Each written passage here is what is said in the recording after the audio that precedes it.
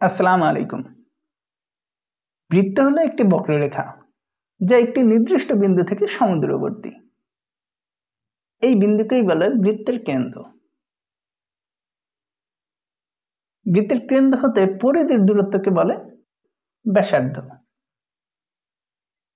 একটা সরলরেখা যা পরিধির দুইটি বিন্দুকে সংযোগ করে একে বলে জ্যা। যা এখানে থাকতে পারে, এখানে থাকতে পারে, আবার এখানেও থাকতে পারে।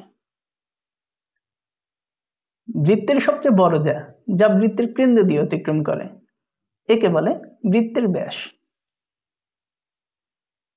অর্থাৎ ব্যাস হলো ব্যাসার্ধের দ্বিগুণ। বৃত্তের পরিধির যে কোনো অংশকে বলে বৃত্তচাপ। বৃত্তের একটি অংশ যা দুইটি ব্যাসার্ধ এবং একটি বৃত্তচাপ দ্বারা আবদ্ধ থাকে একে বলে বৃত্তকলা। বৃত্তের একটি অংশ যা একটি জ্যা এবং একটি বৃত্তচাপ দ্বারা আবদ্ধ থাকে একে বলে বৃত্তাংশ।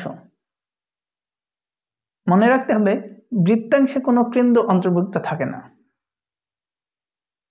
ভিডিওটি দেখার জন্য ধন্যবাদ।